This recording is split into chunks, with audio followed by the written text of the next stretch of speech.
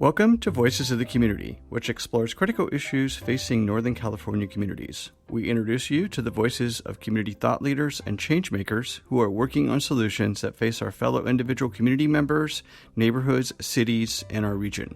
This is George Koster, your host. This episode is part of our series exploring COVID-19's impact on nonprofits and small businesses in the San Francisco Bay Area. Back in April of 2020, when we decided to create this ongoing series on COVID-19's impact, first on nonprofits and then on small businesses in the San Francisco Bay Area, we, like you, had no idea how long the pandemic would go on and what the health and economic impact would be in our community. With vaccinations increasing, COVID-19 cases and deaths decreasing, we're now moving into the summer of 2021 with the reopening of the economy and all of the uncertainty of our ever-changing indoor and outdoor, vaccinated and unvaccinated protocols, and the politics that will drive how we all come back together as a unified or fractured community. We will continue to shine a spotlight on the nonprofits and small businesses that make up the fabric of our community, along with the founders and staff who are struggling to deal with the impact of the COVID-19 pandemic on their operations, services, and sustainability until we can all get to the other side of the pandemic.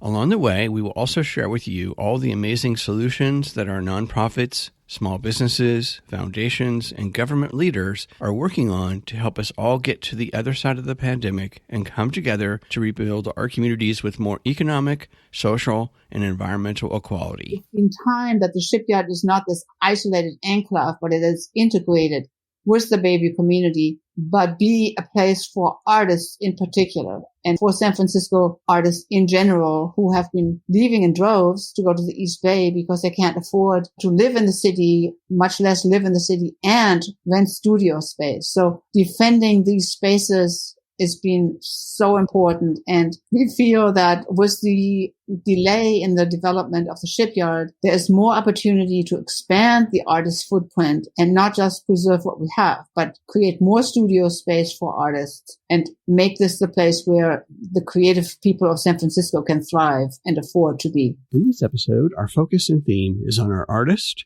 and how making art and community engagement is supporting the development of studio spaces and a more diverse community of artists. Our featured voice is the CEO and president of the Shipyard Trust for the Arts, Barbara Ockel. Barbara shares with us their ongoing work to support our artists in the Bayview Hunters Point community and their work to deal with the environmental issues at the Hunters Point Shipyard Redevelopment Project. I'm joined remotely by the president and CEO of the Shipyard Trust for the Arts, Barbara Ockel. Welcome to Voices of the Community, Barbara. Well, thank you, George, and thanks for having me. Barbara, I would really appreciate you providing our audience an overview of the Shipyard for the Arts and your community programs. Shipyard Trust for the Arts, also known as STAR, has been in existence since 1990, and it was already a successor organization to another organization which was called the Businesses of Hunters Point Shipyard. And it was founded for the purpose of defending the shipyard studios against various attacks that have been coming at us over the years, so that the artists there could retain their low-rent, affordable studios, which is really a rare commodity right now in our city. Now, since nobody is attacking the artist's existence anymore, we have expanded our scope quite significantly to help the artists promote their work, organize shows that they can participate in, bring opportunities to them, but also, very much importantly, communicate and be more inclusive of the surrounding Bayview Hunters Point community that we are in. For a long time, the shipyard community was a very white community, and over the years, fortunately, that has changed. Not quite yet to the degree that we need it to be changed to reflect the demographics in San Francisco as they exist today. But we're making a lot of efforts to make that happen. We collaborate with schools in the Bayview Hunters Point community to provide arts programs. One such program, for instance, is our intergenerational art program that we're supporting with the Dr. George Davis Senior Center with an artist named William Rhodes. He is actually organizing that to have middle school students and other young people collaborate with the seniors in art classes, and we have shipyard artists teaching those classes for them currently over Zoom. We used to have live classes, but that hasn't been possible recently. We also participate in community events. The last one that we had was an activation at 900 Innes Avenue, where they're building a new park right outside the shipyard. And more recently, we have been able to sponsor some artists for an MTA project, which was a quick build program right outside the shipyard, where they have narrowed the lanes with some barricades that looked very ugly. And so we helped the MTA identify artists from the community and from the shipyard to paint those barriers with really beautiful murals. So one thing we're really trying to do is connect with the community, and we have an artist in residence program that we've had for 18 years now, where we have a free studio available to a community artist. The vast majority of the times those have been Black artists, not exclusively, but definitely Bayview artists. And they get that studio for a year and a half. They also get some financial support from us to participate in Open Studios events and other things to help sell their work. And about half the artists in residence that we've had now have their own permanent studios at the shipyard. And we're very proud of that. And that has made a big difference in changing the internal demographics of the artists that have studios at the shipyard. So furthermore, when people come to the shipyard for Open Studios events, it is very important to us that they see diverse artists, diverse in age, diverse in demographics, diverse in ethnicity and where they come from, so that people from the community feel like this is also a place for them, not just it's an alien body of people that have nothing to do with them, but people who are from their community and want to connect with them and see that people from their community have studios making art that they may want to buy for their homes, etc. And also just alert people to the fact that there's a lot of opportunity at the shipyard in terms of construction going on and businesses being built in the future that we don't want them to be felt shut out from. Barbara, so you've got the COVID-19 pandemic, obviously, and its impact. And then I think the other big piece that we want to talk about today is really the fact that the shipyard development has been halted, as you mentioned, back in 2018. And so what is the Shipyard Trust for the Arts doing in dealing with the city of San Francisco and the developer Five Point? Yeah, that's a very important question for us. As some of your listeners may not know, and if you haven't been out there for Open Studios in the last 3 years or so, you wouldn't know. There is a huge construction site located in front of our largest artist buildings. The artists have studios in 5 different buildings, and one of them houses about half the artists. And the other smaller buildings in the original redevelopment plans were slated for demolition. And in a really unprecedented agreement, I think in 2013, it was agreed that the developer would build a replacement building for all artists in those smaller buildings who would lose their studios due to the redevelopment. And so plans were drawn up, and anyway, it was written into the community benefit agreement for the developer Five Point. And in early 2018, they actually started construction of that building. Maybe not construction of the building, but excavating for it and putting in some infrastructure so that the actual building could be built. But then in 2018, in the summer, actually, it was made public that there was a whistleblower from the company Tetra Tech who had been hired by the Navy to conduct cleanup of the toxic materials left over in the shipyard. And so that revelation was so disturbing that the city of San Francisco said, okay, nothing goes on now. We're going to just have a moratorium on any construction in the shipyard until we know the full extent of this and know what kind of risks people might be exposed to and before construction can start again. So now the construction site, which encompasses way more land than is going to be used by the actual building. The rest was going to be returned to a parking lot, which is what it was before the construction started, which is partially on the so-called Parcel A, which is the same parcel that the condos on the hilltop above the artist studios are located on. And that is supposed to be clean. Now, it is also a very small part of it is on so-called Parcel UC2, which stands for utility corridor. And in that utility corridor, there are some pipes through which some questionable materials were transported back in the day. And some of the falsification samples came from that corridor as well, so that one does not really, whether there's any contamination left there or not. So we understand that the building can't continue to be built because it is partially on that questionable parcel, and the Navy is conducting more testing on the shipyard to make sure it is safe. The rest of that area, the parking lot, well, the former parking lot, I would say, is entirely on this area called Parcel A, which is supposedly clean. Now, that has also been called into question at times whether it really is or not, but the official word is it is, and we're looking into that further to determine what the actual case may be. But there are two gigantic dirt piles, and there is a huge site of like open dirt that blows around, and some lakes, like they're covered with green slime. They become lakes in the winter. Now they're not lakes, but it's a very unhospitable site, and people have to walk through a long walkway through the construction site to get to the artist building. That's true for artists as well as visitors, as there's only a very small parking lot at the end of the building where people can park. And what's even worse is that there's a handicap ramp in the middle of the building that people in wheelchairs or with mobility issues can use to get into the building. But there's no way to park near that handicap ramp. So now they have to park at the far end of the building and walk the equivalent of like half a block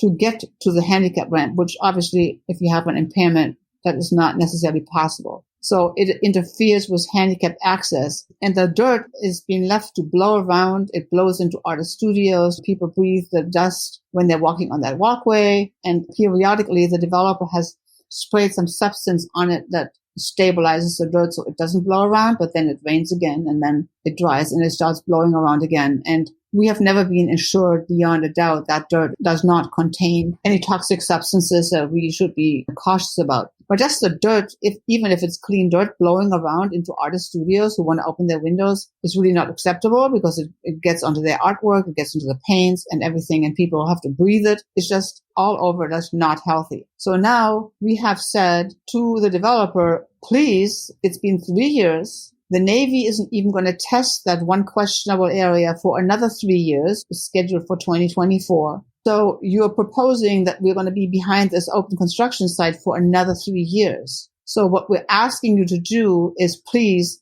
get rid of the dirt piles and pave over this future parking lot, either with the permanent parking lot that you have to build anyway, or with some kind of temporary asphalt cover that doesn't matter to us as long as we can use it as a parking lot and we don't have this very unsightly dirt area anymore in front of our building. The artists at the shipyard already are very much isolated from the general public, which some artists honestly like because they have their peace and quiet and they can just produce their art. But artists are professionals and like anybody have to make a living. So receiving visitors at the site is very, very challenging because people can't even find their way to the building. And then when they do come, they see this and go like, oh, are those the radiation piles? And they find the situation very disconcerting. And I think many are repelled by it so that they don't even want to come out there. Just the general PR about the contamination at the shipyard has done its thing so that fewer people come to our Open Studios events every 6 months.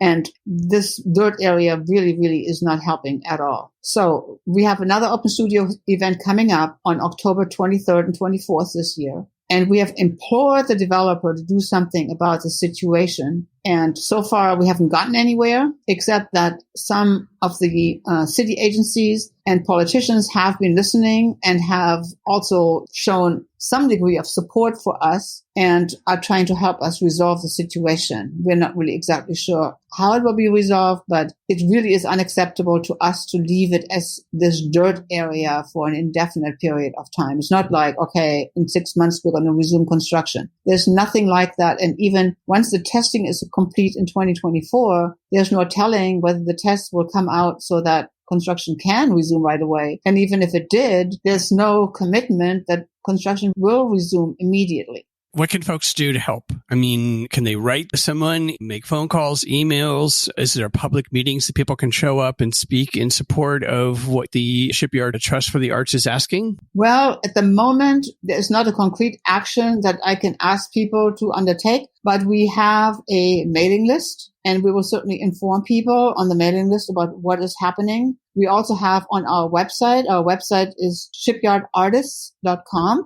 And on our homepage, we have a link to a page where we're chronicling everything that we're trying to do to get the developer to move on this parking lot. And so every day we have press releases, we have letters that we write, letters that they write, and everything, so people can follow it there. And if we were to go to a public meeting in City Hall, which we may do in the future, it would certainly be great if we could have supporters call their representatives, their district supervisors, and so on to support us. But right now, especially with City Hall still being closed and meetings being on Zoom, we're not doing that quite yet. And we're also still trying to just talk to the various stakeholders, the city agency called OCII, the Office of Community Investment and Infrastructure, as well as the representatives from the Navy, who we are hoping will shed some light on what toxic materials may or may not be threatening us at the site. And then if folks wanted to donate, they could donate to the trust. I imagine you've had to get your lawyers engaged in this, and that's never inexpensive. So can folks donate to a legal fund you have going to do this to help support? Not yet. We do have an attorney that has been advising us pro bono. We are definitely considering whether any legal action needs to be taken or whether we are in a position to take legal action. And that would definitely be great. But apart from that, we do have our Shipyard Trust website with a donation link, shipyardtrust.org, and there's a very clear donate link. We very much appreciate any kind of donations from the public because we're mostly a volunteer organization and we don't have a lot of income from any sources. We get an occasional grant or a larger donation that keeps us afloat. And so that would be very much appreciated to support these efforts to get rid of the construction site, but also our efforts to promote the artists and help them sell their art during these very challenging times. Barbara, over the decades of operation in various forms, what do you feel has been the biggest impact that the Shipyard Trust and its predecessor organizations have had on our artists and our creative economy here in San Francisco? Well, back in the day, the Open Studios event, I think it even kind of started at the Shipyard, that we had literally like 10,000 visitors there on the weekend. And it's been great to see that many people in San Francisco bringing their kids, bringing their whole family, and just walking around and being exposed to all sorts of art. And at the same time, enabling our working artists to make a living by purchasing items from them. So just being able to keep these studios low cost. Our organization has sat in countless meetings, community meetings and government meetings and all this stuff to get these artist studios secured, not just for the artists that are there now, but also for future generations of artists. And I think that is really, apart from anything we might be doing right this second, the most important thing. And in combination with the fact that we are reaching out to the Bayview community and we are trying to get grant funding to support especially artists of color so that they're able to get studios as they become available and support them professionally to, get their work photographed and, participate in events that have high registration fees and all these stuff, get them commissions to paint murals in the neighborhood. It's been time that the Shipyard is not this isolated enclave, but it is integrated with the Bayview community, but be a place for artists in particular and for San Francisco artists in general who have been leaving in droves to go to the East Bay because they can't afford to live in the city, much less live in the city and rent studio space. So defending these spaces has been so important. And we feel that with the delay in the development of the Shipyard, there is more opportunity to expand the artist's footprint and not just preserve what we have, but create more studio space for artists and make this the place where the creative people of San Francisco can thrive and afford to be. Thank you. Barbara, would you mind sharing one of your favorite stories with the audience of working at the Shipyard Trust for the Arts? My favorite story. Give me a second to think about that. One of my very recent favorite stories is we tried to create for the first time, a Black History Month event at the Shipyard. And of course, it was during COVID. And so we actually have 24 Black artists out there at the Shipyard now, which is huge. When I first came out there, I've been out there since 1984. There were 0 Black artists, and soon there was 1, and then there were 2 for a long time. So 24 doesn't seem like enough, and it isn't. But it's a lot better than it used to be. So anyway, we tried to do this kind of online reception and Zoom event for the Black artists. And we had about 8 of them signed up for the event, wanted to participate. So I talked to them, well, what do you want this reception to be like? What do you want to do? You want to give tours of your studios, or do you want to just try to sell online, or what do you want to do? And what they told me is, more than anything, we want to create our own community. We want to know each other and who is here and talk to each other and learn from each other. And so while we had created this event mainly to say, okay, let's help these artists sell some work and show their work to the public, really what they wanted to do more than anything is create community among themselves. And so when we had this event, it was so wonderful. Each of the artists talked about what they're doing, and several did not know each other at all. And so that is one of the things that's been so hard during COVID, especially because we welcomed 2 new African-American artists in residence during COVID. They came in May of 2020, and they haven't been able to meet anybody in person because everybody's been urged to stick to their studios and not wander around and wear masks and the whole thing. And so there was finally an opportunity for them to connect with everybody else. And that was so wonderful to see. And people wanted each other's phone numbers and emails and work together. They saw room for collaborations. And so I can't wait to see what comes out of that. So the whole idea of creating community, right? I mean, that's the history of the Shipyard Trust for Arts, but also just the artist colony there. It's the largest artist colony in the United States, as I recall. It is. And we prefer to call it artist community, as the name colony does not have the best connotation. Yes, for all the obvious reasons.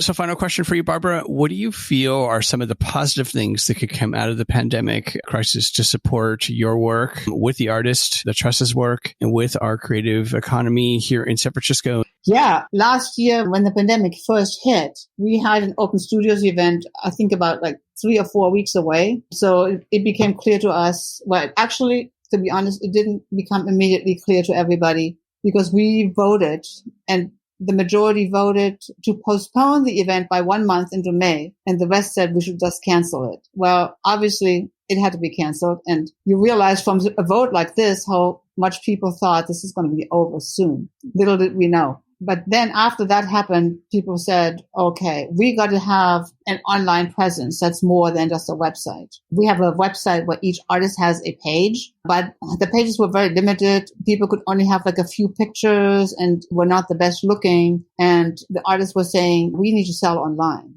We really need to sell, and online is going to be the only way in the fall. And so we embarked on the project. We were very grateful to the city of San Francisco that we got a $10,000 grant, was a COVID emergency grant for artists and arts organizations that then able to use to build our online presence. And so we built a store where each artist that wants to participate can have an online store, and we handle the money transactions for them. So even artists who may not have a sales tax license or anything like that could participate. It was a very low barrier kind of store. And we had this wonderful person who was the husband of one of our artists who is retired, and he functioned as a volunteer to help all the artists set up their online store. So even artists who had no idea how to do that, had no idea how to upload a picture or even get the picture ready, he helped everybody. And it was just really, really wonderful. We had a fairly successful Open Studios event last fall, believe it or not. And it was all on Zoom receptions and Zoom tours to the studios. We taught all the artists how to use Zoom to show their studios.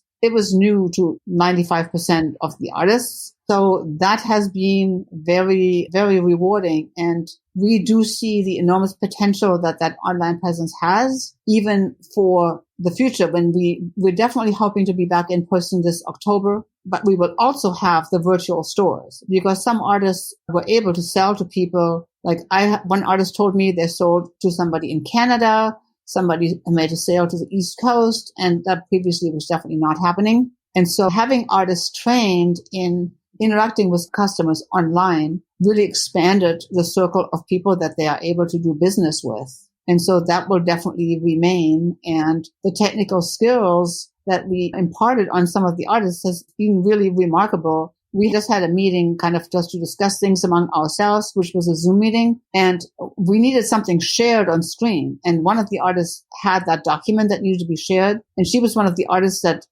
was like really, really slow catching on to the Zoom. We had countless sessions with her to teach her how to do it. And then finally she said, oh, I have it. I can share it. And so this artist who started from nothing, no technological knowledge, shared this document during the Zoom meeting, which was really, really wonderful. So I think the skill development and the practical value that online stores nowadays have is something we're taking out of the pandemic.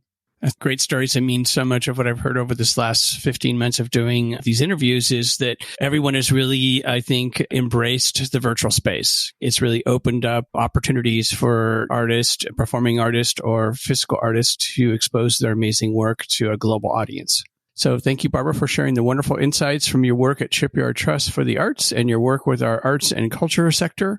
We'll make sure that listeners have your contact information, website, and social media, along with the links to all the great community programs and upcoming fall open studios so they can get engaged with Shipyard Trust for the Arts, the artist, and to support everyone's work. Please stay safe and healthy as we all work our way through this very strange new pseudo-normalcy. Well, thank you so much, George. I really appreciate that you are including us in your interview series. That's it for this episode of Voices of the Community. You've been listening to the voice of the President and CEO of the Shipyard Trust for the Arts, Barbara Ockel.